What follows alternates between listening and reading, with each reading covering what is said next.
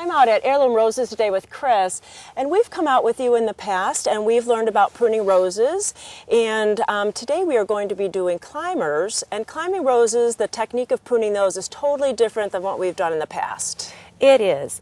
With a climbing rose, of course, you want to leave some more of your old wood because that's where your flowers come from. Definitely. So what you're going to do is you're actually going to want to thin out some of the punier wood out of the bottom.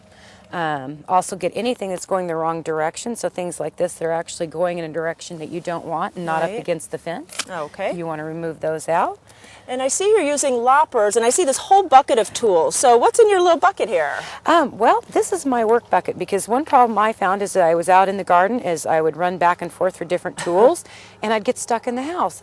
Something on the TV, maybe some garden time or something. That's and nice, I'm not thanks. getting back out to do my work. So I discovered by putting everything in a bucket, I had all my tools in one place. I didn't have to run around and find them every time I wanted to use them.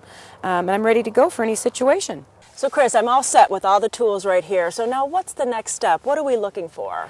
What we're doing is we're going to look for canes that we can train out laterally. The reason it's important to train as many canes out laterally as possible is because if you allow a cane to grow straight up, it will typically only bloom on the tips. You'll notice there's not a lot of side shoots coming here versus this cane over here or this one where we've laterally trained, and you can see it. And each one of those produces flowers. So in turn, you're getting it for the whole length of the cane versus only on the tip of the cane. And it's great against this fence. I mean, it's a great idea to train it against a fence. They don't have to go into an arbor. You can hide a fence.